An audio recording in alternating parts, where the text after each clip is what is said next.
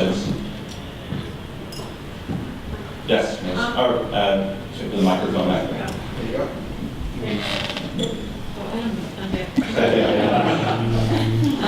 I'm Marissa Levin.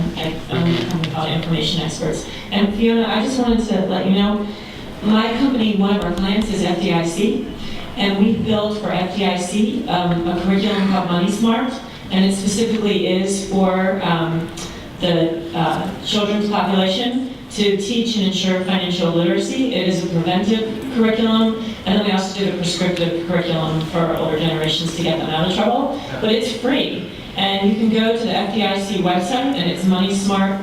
If you type in Money Smart, and it's being implemented in different charter schools around the country. But it's a fabulous curriculum. It's very comprehensive and thorough. I mean, we built it, so it's. I mean, I'm saying that really objectively. Honestly, it's a really good curriculum. But it might be a resource for you to use. That sounds excellent. Did everyone get that website? It's Money Smart. If you go to FDIC and you type in Money Smart, just MONEYSMART, then it will come up. Sounds like a great resource for all of us. Sure. Question back in the corner there. Kent Chesky with National FFA. I wanted to ask a question of this panel, to your thoughts on, heard a couple of the young entrepreneurs say, and particularly, you need to be more focused on entrepreneurship and financial literacy much younger and earlier in our school systems. But yet, despite all the discussion, we don't see a lot of interest in our educational, especially school-based education systems to integrate. What are the barriers out there that we have to overcome to get more financial literacy, entrepreneurship, and education into our school systems? Let me start with that one, Ken. You know, the biggest factor, I think, is that the curriculum is so packed right now with stuff. You can argue whether it's good stuff or not so good stuff. But as long as young people, or as long as school districts are driven by high-stakes testing, it's going to be very difficult to add things to the curriculum that aren't tested. You know, if it's not tested, it's not taught. And I see through the Department of Ed right now, through the blueprint that Ernie Duncan unveiled several months ago with the reauthorization of the SEA, that at least there's some acknowledgement that there's a whole child out there. That certainly it's important for young people to learn how to read and write and develop the content knowledge that they've always needed. But there's more to that. So, you know, hopefully things will straighten out or sort out, that we'll have you know, more opportunity to infuse some of the things we've been talking about today within the curriculum. Yeah. I think there's another perspective to this as well. When I have a chance to talk with groups like this one here, how many of you in this room did a lemonade stand when you were a kid? Raise your hand. So the preponderance of the people in the room. If I'm speaking to this many folks full of elementary school educators, and I ask the same question, you hear the crickets going off in the back of the room. There's not a single person that's raised a hand. And we all know you can't teach what you don't know. Certainly, teaching to the test is driving so many behaviors. But we also, because we're not teaching entrepreneurship at home, it's not part of the curriculum in the school, and the teachers don't know how to integrate those pieces together. So it's our kinds of programs that are really fun and engaging in the after school and out of school hours that are really going to drive this going forward as they start looking at changes in curriculum.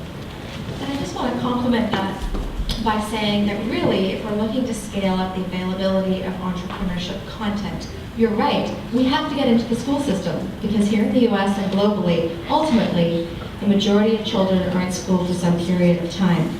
So, just to bring some global perspective, in countries where the education policy allows, or it has been reformed to allow for this kind of content to be in schools, the next challenge is exactly what you're bringing up, is that how do we build the capacity of teachers to effectively offer the entrepreneurship education? None of us likes to be in the position of teaching something we don't know to anybody. And I think we really need to respect that teachers require that capacity, and our learning has been that there's kind of 3 tools that they need in the capacity building process. Number one is that you need to upgrade their business skills. Now, upgrading might be a generous way to put it because their business skills may be, you're starting from scratch. The second area is if you're teaching entrepreneurship effectively, as we know, it's probably through an experiential learning model, and those teachers haven't necessarily been trained in that methodology. So respect where they're at and increase their experiential learning skills. And thirdly, really putting a tool, a curriculum, like a proven curriculum in their hands that's going to help them to get the job done. I have a quick question. I know, everyone in the room, we have great programs, but, the economy and funding being taken away from the field has forced us to rethink how we deliver what we deliver. And I was wondering, how has the economy affected your organizations, and how are you dealing with it? Let me kick it off again, but let me go back to the last question very briefly, because there are tools out there that are being developed to help train teachers to understand entrepreneurship and to be in turn then able to teach young people the concepts. The Youth Entrepreneurship Alliance, which is an offshoot of the Consortium for Entrepreneurship Education, just developed a roadmap, a tool for teachers to work with themselves and in turn to use with students. It's on the Entrepreneurship Education website, entreed.org. And again, it's a tool that's out there, and I'm sure that many of you have similar tools. So Michael's identified a great need, and I agree that needs there, but there are some tools out there. So the other question, let's hog the mic for a second more. Junior achievement, because we really survive through the generosity of large corporate funders when the economy went south. It was a real struggle, at least at first, to maintain where we were. But we found out very quickly that businesses, corporations, donors are going to flock to those organizations that are teaching the content, developing the skills that are going to get us out of that mess. And entrepreneurship to me is certainly one of those. So it's sort of a two-edged sword. But I think it illustrated the need much more than if the economy would continue to grow. Let me speak to just the high school portion of that, since that's really the space that we operate in. What we're seeing is that in difficult economic times, the school systems move toward reform. There are actually more kids taking really high quality business courses, marketing courses, entrepreneurship courses, partly because they recognize they need a job and they are looking for the skill sets earlier, partly because unlike 20 years ago or 30 years ago, business is almost cool these days.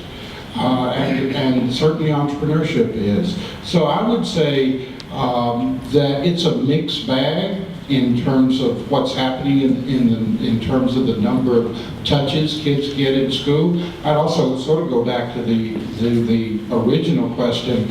I think if you're going to be effective in the elementary and middle school levels, you're going to have to find a way to integrate the message you want to deliver to existing curriculums. You will not create standalone programs and infuse them at those levels, given the structure that the public education system, at least at this time, has.